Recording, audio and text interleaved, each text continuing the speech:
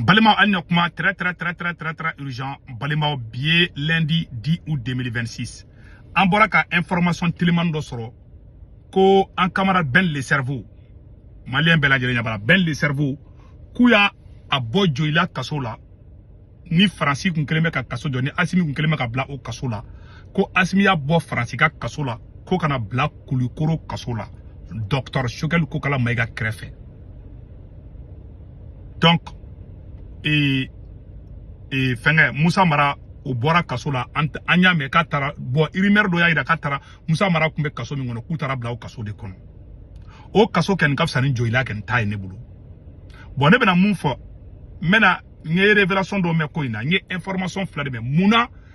président Assimi Goïta décision ta ka ben le cerveau bo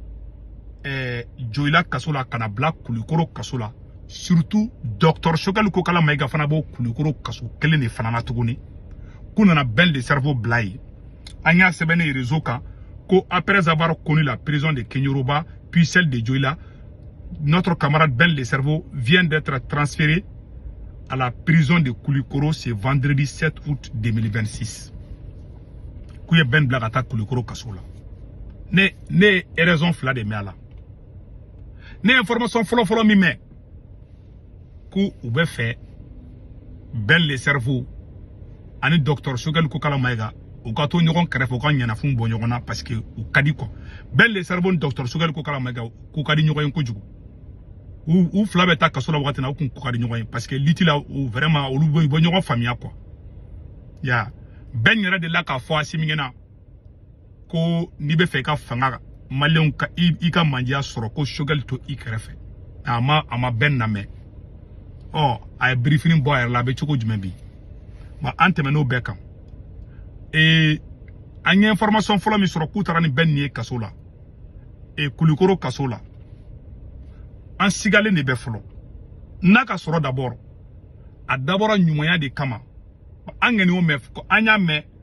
ko président Assimi Goïta be fait ka ben le cerveau ka be fait ka grâce présidentielle ke septembre 22 septembre la ka be fait ka ben bla anyo rimeru ma antaro ni tiendo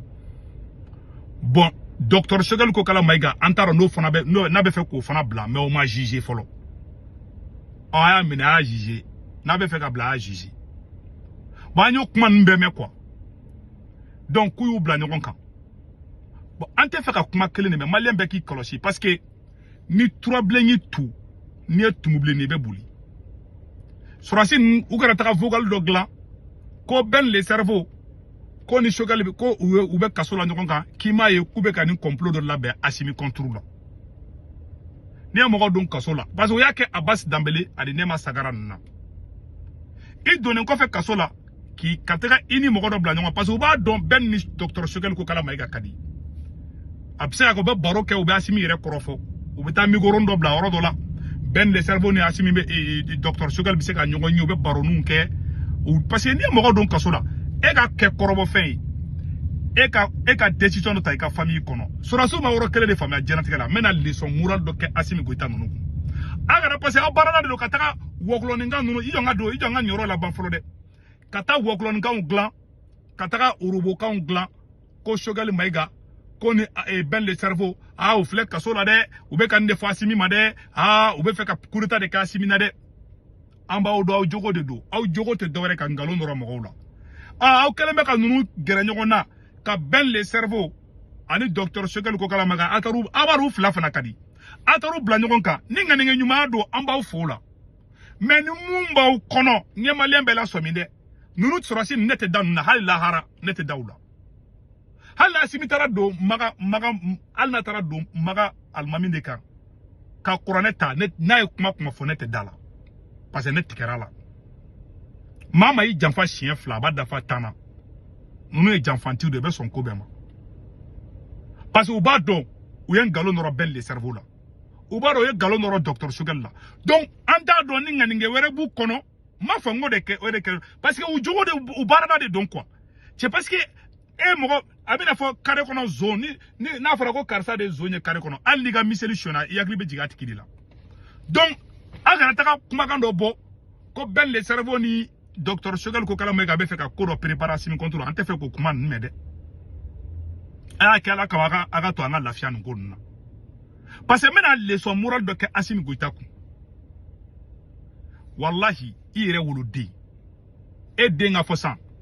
kale be fe kata ko soirée do fleni mena misal de di namadala aya koroba ka famille la mena kuma mu fobi ça dit mena Assimi Goïta ni kuma bi ire arranger kosobe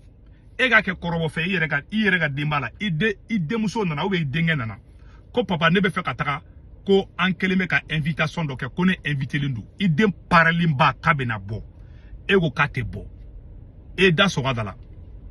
ide ka enregistrement fin do blay ban billahi ni ala men ni mi korosi kirigiri machin bi mene ci adama de ali dembi korofo parce que ay mo ko chama ke faso de njugu en la mo korose ay beka ujugu yi orato au fegeyara bo to buten ke wala bilay to wuten ke mo gon fi me dimi ali muso bi korofo ega laydu ganta yi muso kibe mobilise sai ega tla kala ski che e ne ga mobilise nya bama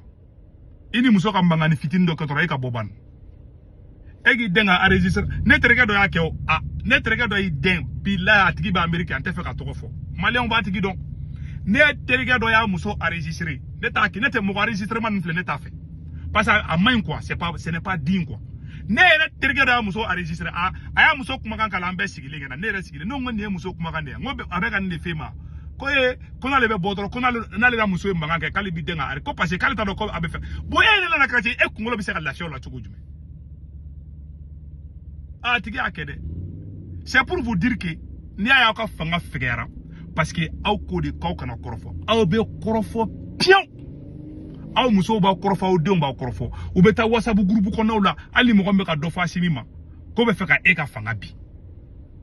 e mu ye présent yede ale muso bi korofo bon o naluma ya no naluma grinya dato aka fanga fegera parce que aw ko de ko mo mana aw korofo doro ko ya ujugui ali teri mala me nyon korofo kuyi ne re kuma kan fa korofo do la ma ne kun ta ka kuma jugu fo de ne kuma kan fa korofo do la anana ne jole soro kwa billah do ba ko ne ka dugu singa do akoro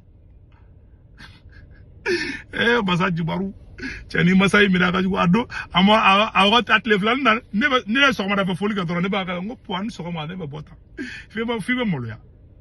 donc avec ko semu na ya dabla kamoro mine kamoro espionner abo o énergie mu perdu la de ay to ka terroriste la ban Musa Jawara kumodi kew ba aw desara ka mali joni mana ko whatsapp la menne karsani fama ni whatsapp groupe la de vocal kiri karagla muso chi mo ma ya ani ben ma kala do ani ben karlo ko ndila ube ba muso chi ma ki jula ngono soro enu kadi aw be jala billahi Canada na ne tale malaw yo muso shune la ko ne ma sondi ne ma muso yen fleko flaga de parce que ne kunya na fleko klinga ne ma songa dafa flala sinon na kun tora dafa flala maingo voilà we muso qualité do blani mi kolose be bia ya ben chamana pampa panga pour la u chamam u bubolo de kuyi o bo nekila bo be neke kwa bo u era man nyongo bo francifle ni français ou teni kenyokona olu ba kan en fingon de la ba anga munu mana fangata olu be sran u krefe mo de nga fu be siga fu be bagado ma Assimi ni ka fanga bi iga fanga bi ni do rete ndoro ni do iye beke jugu mo mu ni ira ile sanfé no lui korofo doro automatiquement lui jugu di o nalo ma gré idée o be Assimi Goïta la o ko so mo te sura si fe fanga la